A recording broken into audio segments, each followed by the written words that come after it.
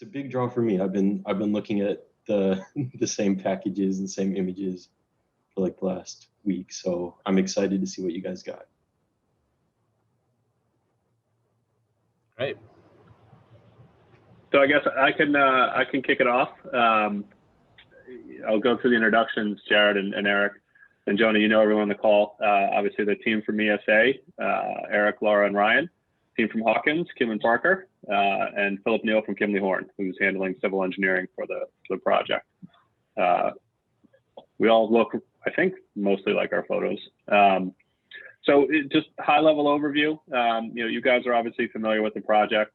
We've talked a lot about, the concept, how we kind of went through the conceptualization of the project, the design goals we set out for the team, namely, kind of creating a cohesive campus, a cohesive experience between the existing Bill Voorhees building and the Antiques Mall, to really create what we think could be a really awesome mixed-use destination in Nashville and in the Gulch in particular.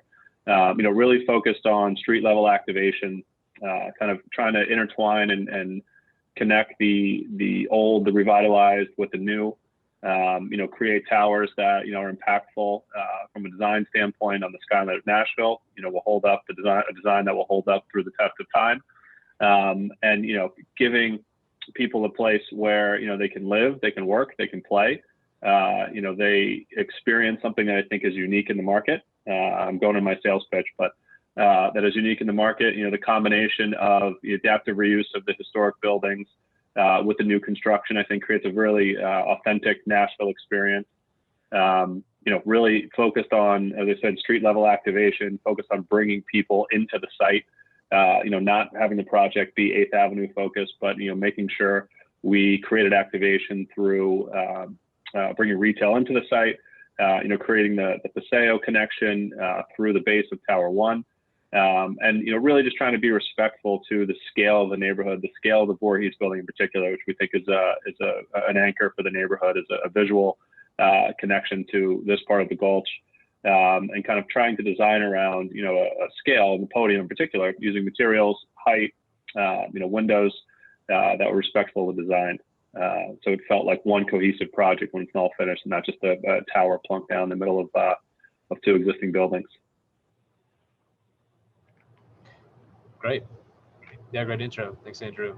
And for the purposes of this meeting, wanted to have this slide just for reference as we go through it. Just some key indicators here, so we're on the same page as far as nomenclature and how we're describing these buildings. So this view along 8th Avenue South, looking east, specifically it's at the intersection of Fogg Street and 8th Avenue South. And on the right, down here in the foreground, we have the Bill Voorhees building with the addition on the roof. So to the east, behind the Bill Voorhees building, we have Tower 2. The reason for this meeting, as we're pursuing overall height modification, so that's Tower 2. Fogg Street separates Tower 2 and Tower 1. Tower 1 to the north here is on a separate path, just certification of bonus height, but it's 16 stories. And then to the north of Tower 1, we have the historic Antiques Mall.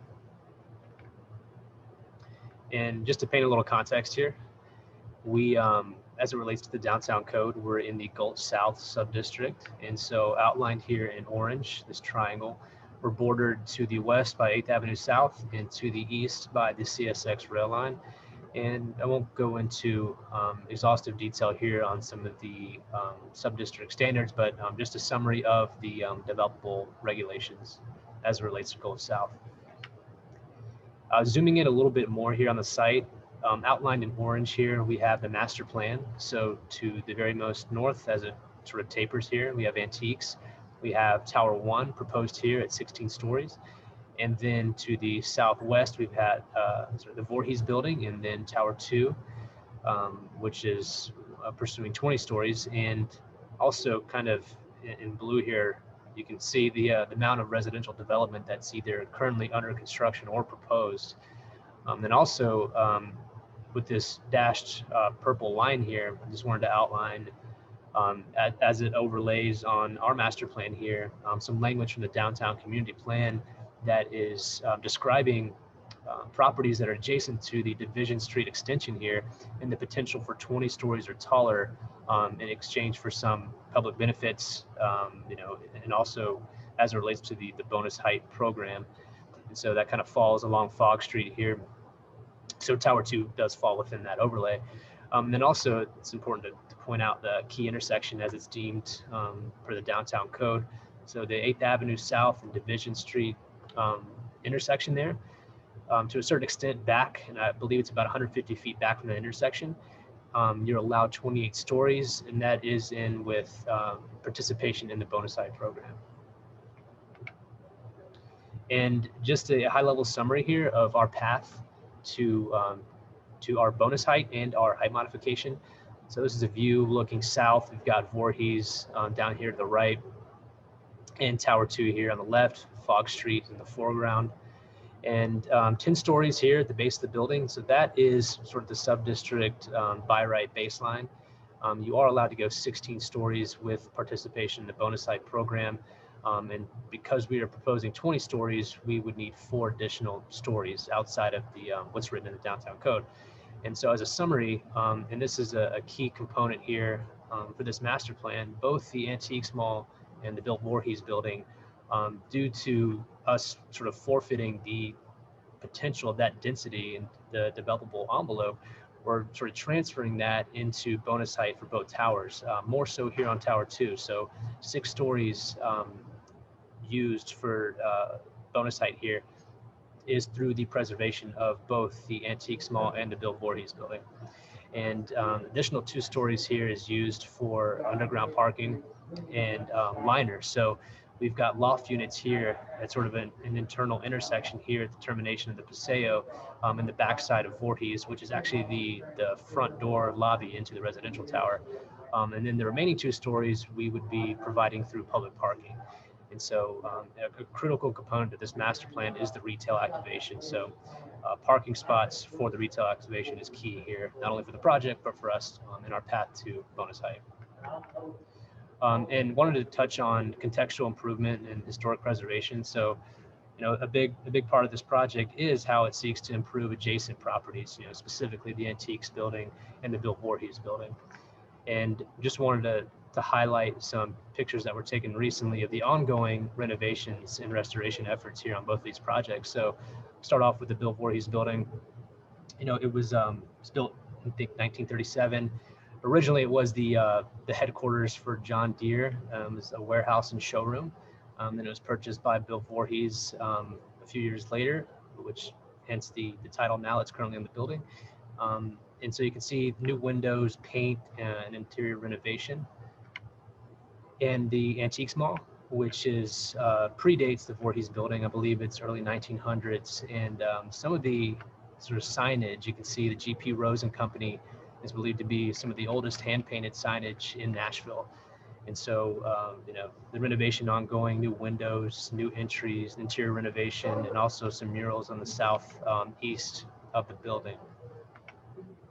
And taking a step back, looking at this aerial shot, kind of looking northeast, and we're going to get into how we have this structured is we're kind of hitting high level here with orientation. We're going to get into sort of the what we feel is an exceptionally strong streetscape and talking through that. And then we're going to talk about how this architecture is sort of unique, not only to Nashville, but it's also sort of cohesive and makes sense with the overall master plan. But this is just sort of a key indicator to show the sort of strategic backing off and stepping around the 2 buildings. And with that, I'll hand it over to Kim. Thanks, Ryan. Next slide, please. While we're focusing on Tower 2 and the overall height modification request, with requirements for exceptional streetscape and for creating better relationship to the surrounding properties, it really all starts with this extraordinary opportunity to re-engage and activate a historic building with an adaptive reuse that extends its life. And the Paseo project really allows us to do just that while honoring those buildings by stepping away from their facades and creating a fine-grained sequence of passageways or paseos that add to the experience of the site, connecting from the existing Voorhees building, Tower 2, and Allison Street North to Tower 1 in the Antiques building.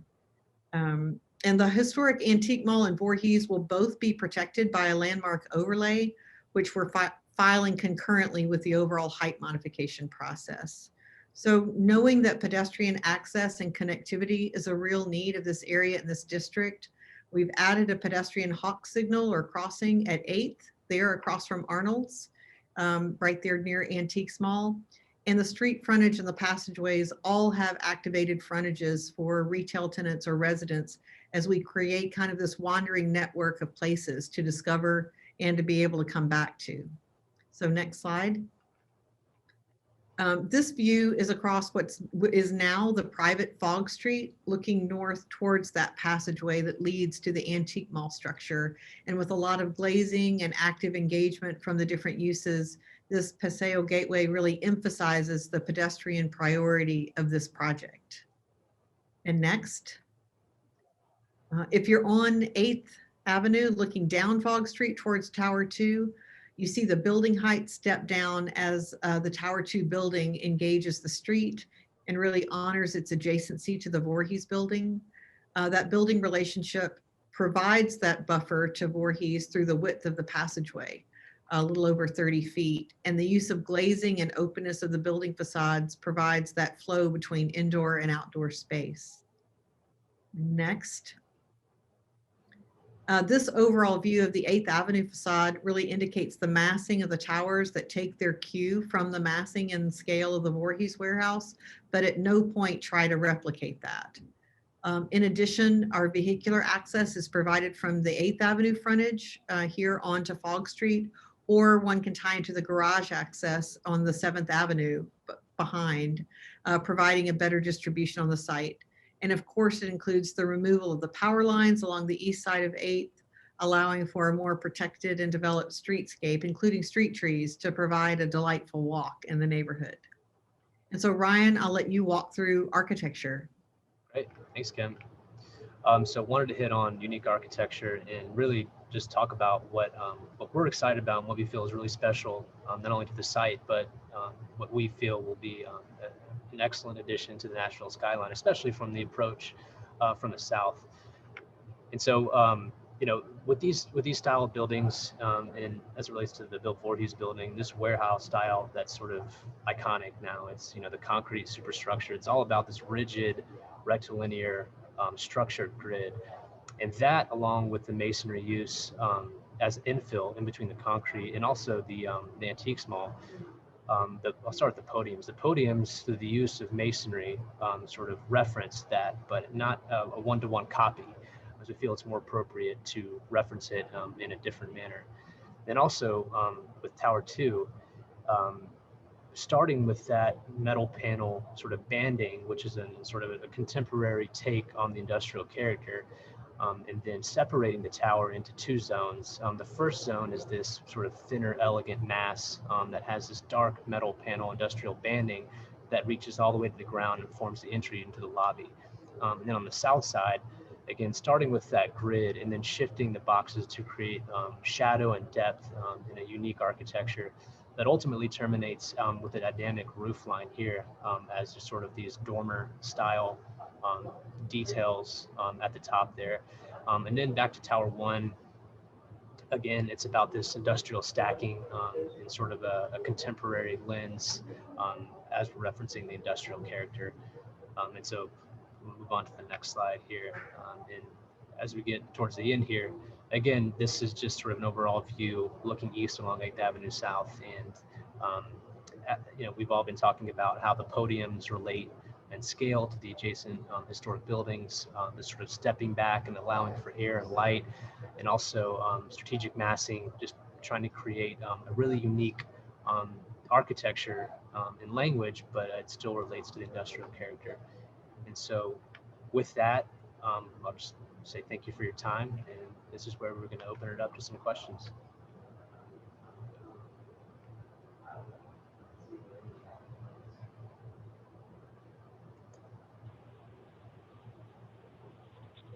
Thank you guys for that presentation. I am looking at our chat to see if there's anything.